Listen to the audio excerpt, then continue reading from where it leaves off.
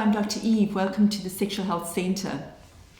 I'm bringing you a number of stories that come into my therapy room, as well as find me on Facebook and on Twitter, on my Twitter feed. So I think you can relate to a number of them, and they're very interesting for me, and I'm hoping that they'll be interesting for you as well.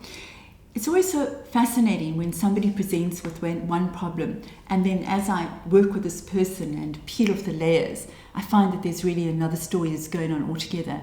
And this letter really shines that story up. It really shines that up. Listen to what this woman has to say. She begins her letter by saying her facts. I'm postmenopausal and suffering from atrophic vaginitis. Now, what atrophic vaginitis means is that there isn't any estrogen and the vagina becomes atrophied, which one would expect in a menopausal woman.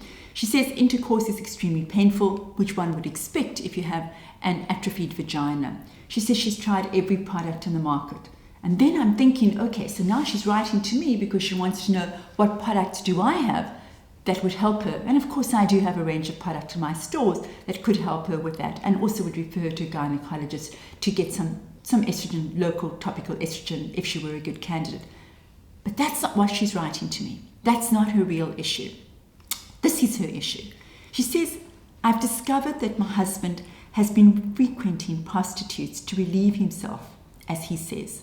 He calls this lady a high-class courtesan and refuses to acknowledge that she is a prostitute. He's had full intercourse with her using condoms. I hope he used Lovers Plus condoms, thank goodness. I cannot bring myself to get over it, which is obviously what he's telling her to do. He swears that he stopped doing it. We are both in therapy, but it doesn't seem to help, as I'm constantly thinking of him doing it with another woman. 2,000 Rand for 2 hours of full sex. I've gone out on shopping sprees and spent the same amount for every time he's been with her. Vengeance is good, but not that good. Heartbreaking, right? I mean, this is a real heartbreaking story of a woman who thinks it's her vagina, but it's not the atrophy that's causing her to be heartbroken.